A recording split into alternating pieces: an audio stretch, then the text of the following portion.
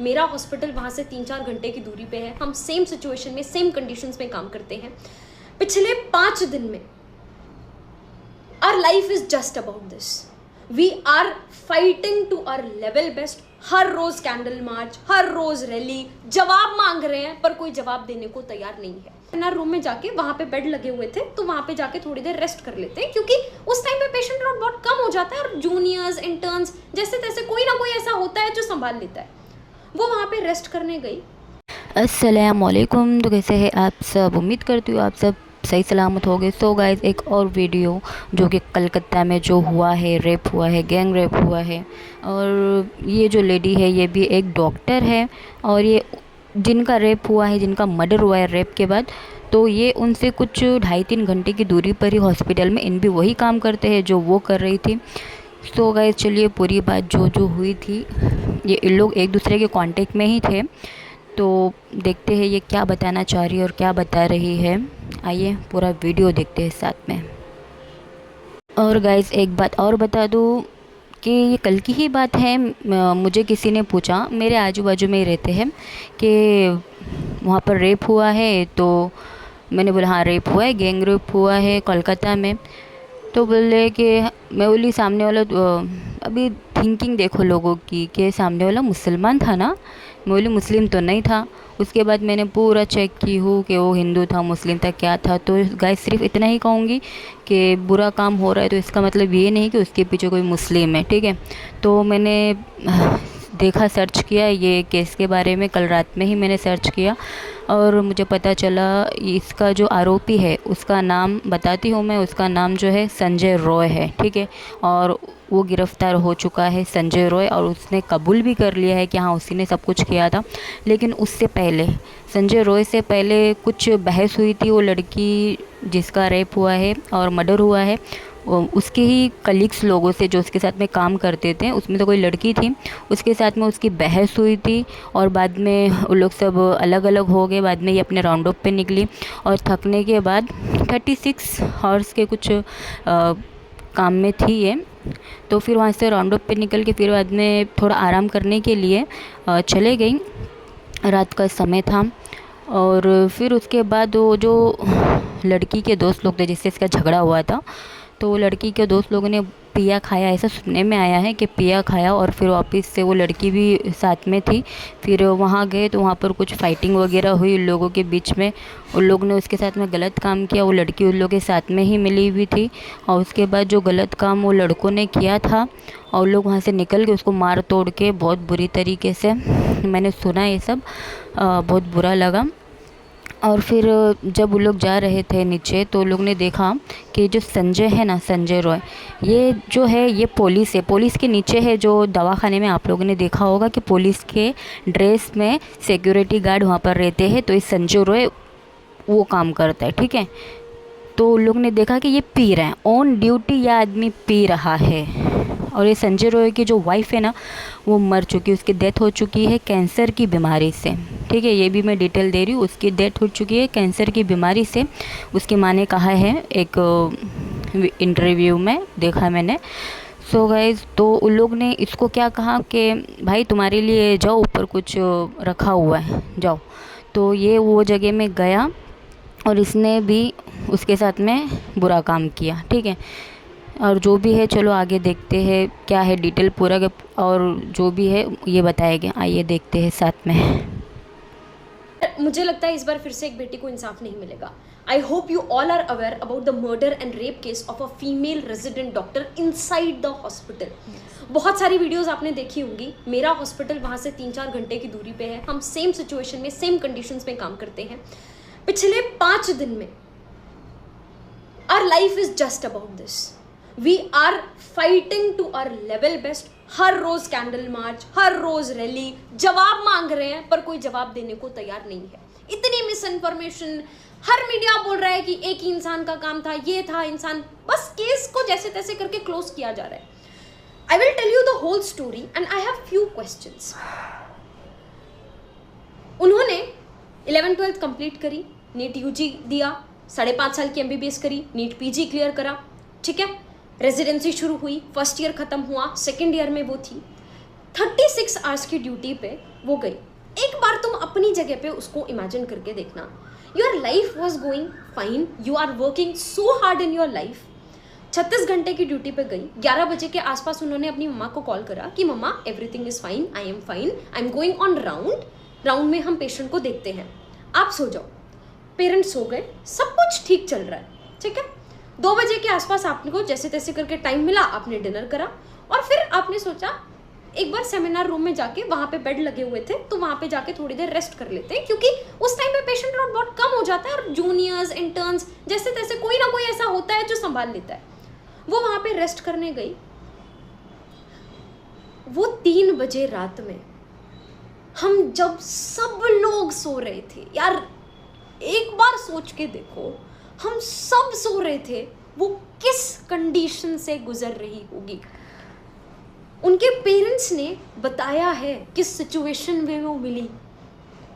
Both her legs were wide open at right angle, मतलब पूरा pelvic girdle तोड़ दिया गया है, ऐसे पैर मिले वाइड ओपन, पूरी बॉडी पर इंजरीज है। उनकी आंटी ने बोला कि जब देखा उनको चश्मे टूटे हुए हैं, आंखों में गड़े हुए हैं। पोस्टमार्टम रिपोर्ट में जितना सीमन मिला है, चाह के भी एक इंसान 2 से 3 बार भी इजैकुलेट करेगा तब भी इतना सीमन नहीं मिल सकता। It was a gang rape. सोच के देखो, पूरी बॉडी पर इंजरीज, मुंह पे, फेस, हर जगह पर। सुबह 7 बजे के आसपास पेरेंट्स को कॉल किया गया। मस्त सो रहे हैं, सब नॉर्मल जिंदगी चल रही है। पेरेंट्स को कॉल किया, पेरेंट्स को कॉल करके बोला आपकी बेटी बहुत ज़्यादा बीमार है, फटाफट से हॉस्पिटल आ जाओ। अब तुम लोग रहोगे तो तुम लोग भी पैनिक करोगे ना, तो her parents panic and they call back again and again again again. कोई कॉल नहीं उठा रहा है। थोड़ी देर बाद उठाया, उन्होंने बोला आपकी बेटी ने सुसाइड कर लिया। क्या हालत होगी यार तुम्हारी। आपका बच्चा, आपके बच्चे के बारे में ही आपको कोई ढंग से कुछ बता नहीं रहा है। वो लोग अपने 1-2 पड़ोसियों को लेके पहुंचे हॉस्पिटल। 3 घंटे तक खड़े रहे, किसी ने अंदर उनको उनकी बेटी देखने नहीं दी। आपका बच्चा, आपको कोई अपने बच्चे से मिलने नहीं दे रहा, अंदर सबूत मिटाने का काम चल रहा होगा। वरना क्या रीजन क्या है कि 3 घंटे तक पेरेंट्स को मिलने नहीं दिया गया, अपनी बेटी को देखने नहीं दिया गया। पेरेंट्स को और किसी का उसके ऊपर हक कैसे बनता है? माँ बाप को नहीं देखने दे रहे। 3 घंटे तक उन्होंने वेट करा और जब पापा अंदर गए, शी वॉज नेकेड। मतलब this is the worst ever thing एक बाप के लिए जो हो सकती है। पहले सुसाइड कह के, उनको साइकोटिक घोषित करके मामला बहुत अच्छे से क्लोज करने की कोशिश करी। जब उठ गया मामला, उसी दिन हमको पता चला, हमारे यहाँ पे उसी दिन प्रोटेस्ट स्टार्ट हो गया। मामला बढ़ा। अगले दिन 24 घंटे के अंदर अंदर एक इंसान को पकड़ा। पैसे वैसे दे देते हैं, पता नहीं किसको बचाने की कोशिश कर रहे हैं। मैं क्यों बोल रही हूँ वो इंसान नहीं हो सकता? नंबर 1 पोस्टमार्टम रिपोर्ट्स बोल रही हैं कि इतना ज़्यादा सीमन वेजाइना के अंदर से मिला, तो इट इज़ डेफिनेटली नॉट एक इंसान का काम। फैक्ट है, ठीक है। दूसरी चीज़, उनके ही पैथोलॉजिस्ट का सारी वीडियोस, जितनी भी चीज़ें मैं यहाँ पे बोल रही हूँ एकदम फैक्चुअल बेसिस पे बोल रही हूँ। मेरा हॉस्पिटल पास में ही है। हमारे पास जितनी पर्सनल वीडियोस, जितनी पर्सनल चीज़ें शेयर हो रही हैं, आई डोंट थिंक कोई इंटरनेट पे भी अवेलेबल है। एंड हम लोगों में से भी कोई उन चीज़ों को डालेगा नहीं। हमने उनकी डेथ के बाद की फ़ोटो देखी है and that picture haunts like all this situation, everything, this is just so traumatizing. 24 घंटे के अंदर अंदर उस इंसान का नाम ले दिया। तुम एक बार खुद सोचो, you are someone who's not inside, who doesn't know about the hospital much. ठीक है, आप पेशेंट को लेके आते हो कई बार। तुम 4 बजे के आसपास आए, you raped one doctor, you murdered that doctor, and 5-6 बजे के आसपास निकले। तुम्हारे गले में वो ब्लूटूथ होते ना गाना सुनने वाले, वो तुम्हारे गले में था, वो वहीं पे गिरा रह गया। You did not bother to take that back. तुम घर जाके मस्त सो भी गए। मतलब कहानी पे इंसान विश्वास करे तो करे कैसे, पर कहानी बना दी। पुलिस का कहना है कि ये इंसान है, इस इंसान ने, इसके ब्लूटूथ वहाँ पे पड़ा रह गया था, तो हमको कैमरे में वो जाता हुआ नज़र आया, हमको शक हुआ, हमने उसको बुलाया, ब्लूटूथ उसके फ़ोन का ऑन कराया, ऑन करा के करके देखा तो उसके फ़ोन से कनेक्ट हो गया, इसका मतलब उसने किया। और फिर उस इंसान ने मान भी लिया कि हाँ ये सब मैंने किया और मेरे को फांसी दे दो, वो ये भी बात भी मान गया। यार हो ही नहीं सकता यार। तो अगर ये सच था, 24 घंटे के अंदर अंदर ये सब हो गया था, तो अभी 4 दिन से पिछले कुछ आगे उसके ऊपर कोई उसके बयान क्यों नहीं आ रहे हैं? उसने कैसे करा, क्यों करा, वो सब चीजें दो ना। बहुत मुझे लगता है पता नहीं इसके पीछे कौन है, someone who is very influential, जिसको बहुत अच्छे से बचाने की कोशिश की जा रही है। हमारे हॉस्पिटल में हमने पहले नॉन इमरजेंसी सर्विसेज ऑफ करी, ओपीडीज ऑफ करी, किसी को कोई फर्क नहीं पड़ा, किसी को भी फर्क नहीं पड़ा। जब इमरजेंसी सर्विसेज भी ऑफ करी, अभी हमारे प्रोफेसर्स, उन लोगों के हाथ बंधे हुए हैं, उनकी नौकरियां हैं, नौकरियां छिन जाएंगी, दे आर सपोर्टिंग अस बहुत, बट अभी इंटर्न्स का काम, ब्लड निकालने वाला छोटे मोटे काम हमारे प्रोफेसर्स को करना पड़ रहा है। दे आर डूइंग घंटों घंटों नाइट ड्यूटीज, डे ड्यूटीज, वो सब मैनेज कर रहे हैं। It feels so bad to see a patient. हमारे हॉस्पिटल में 100 किलोमीटर्स की रेंज में कोई भी और दूसरा गवर्नमेंट हॉस्पिटल नहीं है। बहुत गरीब लोग हैं जिनके पास कैब तक करने का पैसा नहीं है, वो हमारे पास आते हैं ट्रीटमेंट के लिए। It feels so bad to see them going back. मैं इस दिन के लिए डॉक्टर तो नहीं बनी थी, बट अभी हमें लगता है कि यार अगर अब हम वीक पड़ गए तो ऐसे तो ये चीजें होती ही रहेंगी, कभी बंद ही नहीं होगा। तुम्हारे साथ, तुम्हारी घर में बहन, माँ, बेटी, किसी के साथ हो जाए और उसके बाद जवाब भी नहीं मिल रहा है। पेरेंट्स और कुछ और दूसरे पार्टी के मेंबर्स हाई कोर्ट में भी इस मामले को लेके गए। हाई कोर्ट ने सबसे पहली बात पूछी कि वो जो कॉलेज के प्रिंसिपल हैं, उन प्रिंसिपल का बयान अभी तक क्यों नहीं लिया गया है। उनका अभी तक बयान ही नहीं लिया गया। उन्होंने बोला मैं इस कॉलेज से रिजाइन कर रहा हूं। जैसे ही उन्होंने कॉलेज से रिजाइन करा, अगले ही दिन साइड के कुछ किलोमीटर दूर के कॉलेज का प्रिंसिपल उनको बना दिया। क्यों? कोर्ट ने जवाब मांगा, उनके पास कोई जवाब नहीं है। पेरेंट्स से 3 घंटे तक क्यों नहीं बेटी को मिलने दिया, उनके पास कोई जवाब नहीं है। सीबीआई को सारी चीजें बोल रहे हैं सौंप दी गई, कहां है सीबीआई, कहां है क्लैरिफिकेशन? मुझे एक बात समझ में नहीं आ रही, मतलब मेरे को ऐसा लगता है ना, मेरी लाइफ में भी बहुत सारी ऐसी चीजें होंगी जो मेरे माँ बाप तक नहीं जानते होंगे मेरे बारे में, मेरे क्लोजेस्ट से क्लोजेस्ट इंसान मेरे बारे में नहीं जानता होगा, लेकिन मेरा फोन मेरे बारे में सब कुछ जानता होगा, इस बात की गारंटी है। उनका फोन कहाँ है? जिन जूनियर्स के साथ उन्होंने रात को डिनर किया, उनके बयान कहाँ हैं? किसको छुपाने की कोशिश की जा रही है? एक इंसान का काम नहीं है। पोस्टमार्टम रिपोर्ट्स कह रही है, मैं नहीं कह रही, आई एम नॉट स्पेक्यूलेटिंग, मैं कोई आइडियाज ये सब नहीं बोल रही हूँ, पोस्टमार्टम रिपोर्ट कह रही है। यार एक किसी के साथ इतना बुरा किया गया है, एटलीस्ट फॉर गॉड सेक इंसाफ तो दे दो कम से कम। क्या किया जा रहा है पता है? जिस सेमिनार रूम में ये सब हुआ, उसके पास का कमरा तोड़ना शुरू कर दिया रिनोवेशन के नाम पे। जब लोगों को आवाज आई, पता चला, तब वहां पे लोग भागे, तब जाके उस चीज को रोका गया है। मैं बोल रही हूँ, मतलब मुझे नहीं लगता हम जितना भी प्रोटेस्ट कर रहे हैं, जितनी भी हम कोशिश कर रहे हैं, इनसे कुछ भी होने वाला है। सारे सबूत मुझे लगता है सब कुछ मिटा दिए गए हैं, कुछ नहीं बचा वहां पे। सीबीआई को कुछ नहीं मिलेगा। हर तरीके से इस केस को क्लोज करने की कोशिश की गई है। And it's not about a doctor, it's about a women who is working. अपनी वर्क प्लेस में अगर मैं सेफ नहीं हूं, तो फिर मैं कहां खुद को सेफ मानूं? तो मैं क्या फिर जिंदगी भर घर में बंद होके बैठ जाऊं? ऑल द यंगर जनरेशन पूछ रही हैं कि क्या हम एक्चुअली सेफ है कि नहीं है, क्या ये प्रोफेशन सेफ है कि नहीं है। Mob attack is so common. हम लोग गायनी में पोस्टेड थे, रात में कभी कुछ हो जाता है, किसी को कुछ भी हो जाता है, पेशेंट पार्टी एग्रेसिव हो जाती है, अटैक करना स्टार्ट कर देती है, हम लोग लिटरली भागते हैं, पुलिस को कॉल करेंगे, पुलिस आएगी 4-5 घंटे में, तब तक पेशेंट पार्टी हमको वैसे मार चुकी होगी।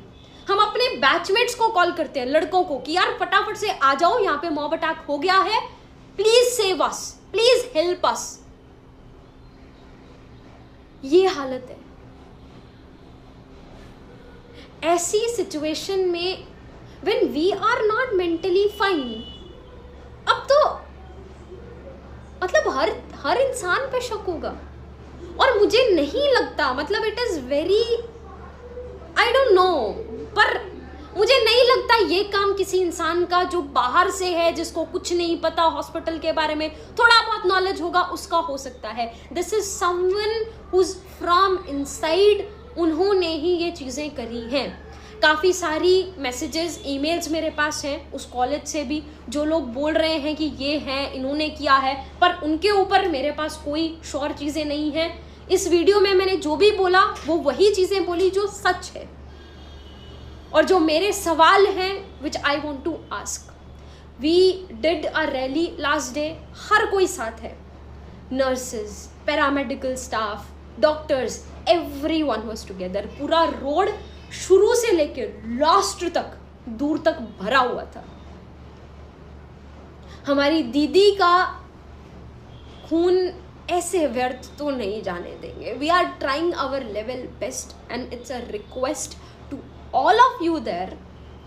मेरे को पता है यू आर वेरी स्मॉल और may be just in a random part of the country. Social media is powerful.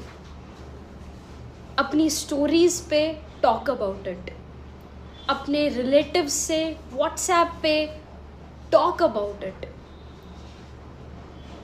और रैली में पार्टिसिपेट नहीं कर सकते, हमारे साथ यहाँ पे एक्टिवली नहीं आ सकते, but at least talk about it, ताकि जो अगली आ रही जनरेशन है, जो माएँ हैं, वो अपने बच्चों को बता सके, उनके अंदर एक विमेन के लिए बचपन से ही रिस्पेक्ट आ सके।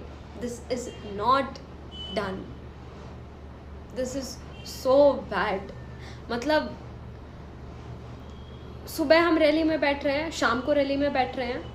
कल दिन में few of my friends they tried a new gym and they asked me, तो एक बार वो कोशिश करके देख, उनकी इक्विपमेंट्स बहुत अच्छे हैं। तो मैं दिन में गई और बहुत दूर है, अच्छा खासा मैं दूर भी गई वैसे ही देखने के लिए, एक दिन के लिए, कि अगर सूट करेगा तो देखते हैं।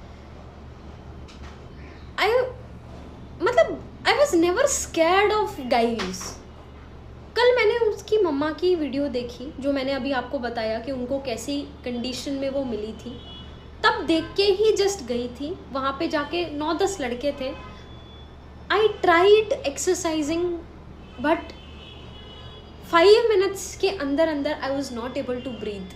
आई was feeling so scared. It's a request to all of you to share about this as much as possible. That's the best you can do. Talk about it. इस बार, एटलीस्ट इस बार, जब तक कुछ तो असर पड़े। मेरे को लग नहीं रहा है कि कुछ मिलने वाला है, लेकिन कुछ असर जब तक पड़े तब तक लेट्स नॉट बिकम वीक। वो जोश जो होता है ना हमारा, 2 दिन हाई होता है, उसके बाद हम ढीला कर देते हैं। Let's not do that. That's all. This was her story. These were my few questions which I wanted to ask and my request. It's my sincere request again. Please help us. It's very bad. I'm very scared. I work in the same state. वो तो metro city में हुआ, मैं तो एक periphery के college में हूँ, हॉस्पिटल में हूँ, जहाँ हालत और ज़्यादा ख़राब है। मेरा सिर्फ गाइनी ओवर हुआ है, अभी पीडियाट्रिक्स ओवर हुआ है, माइनर पोस्टिंग्स हुई हैं, I still have medicine to come, I still have surgery to come, I am so scared of doing night duties. मैं इस दिन के लिए डॉक्टर नहीं बनी थी। सो गाइस, ये है कलकत्ता की जो लेडीज़ डॉक्टर थी, जो सिर्फ 31 इयर्स की थी यार, 31 साल की थी, जो उसके साथ में इतना गंदी तरीके से मारा गया उनको, उसके साथ में इतना गंदा काम किया गया, गैंग रेप किया गया। सो गाइस, आप लोग तो देख ही रहोगे, टीवी चालू करो तो सामने वही आता है, न्यूज़ वगैरह वही सब चल रहा है। तो क्या करना चाहिए यार, दिन मतलब आए दिन, एक दिन में कम से कम कितने सारे यही चीज़ सुनने मिलती है कि यहाँ रेप हो गया, वहाँ रेप हो गया, हर एक जगह में सिर्फ रेप रेप रेप। क्यों हो रहा है इतना? हाँ, क्यों हो रहा है? क्योंकि हमारा कानून सही नहीं है ना, हमारा कानून ही सही नहीं है, सज़ा ही नहीं दे सकता है हमारा कानून रेपिस्ट को। हाँ, सिर्फ एक कानून बनाओ, सऊदी वाला कानून बनाओ, और फिर देखो कमाल, रेप होना ही बंद हो जाएंगे, है ना। सऊदी वाला कानून चाहिए हमारे हिंदुस्तान में। चौराहे पे, रोड पर बिठा करके लोगों के सामने गर्दन उड़ाएंगे ना, तब जाके ये बंद होगा। ये ऐसे बंद नहीं होगा। ये कुछ सालों के लिए खाली लटका के रख देंगे रेपिस्ट को और बाद में छोड़ देंगे। तो यही होने वाला है, हर एक घर में बेटियाँ है, हर एक के साथ में यही होने वाला है। सो चलिए गाइस, मिलूँगी फिर एक न्यू वीडियो के साथ। बाय बाय, अल्लाह हाफिज़, मिलते हैं वापिस।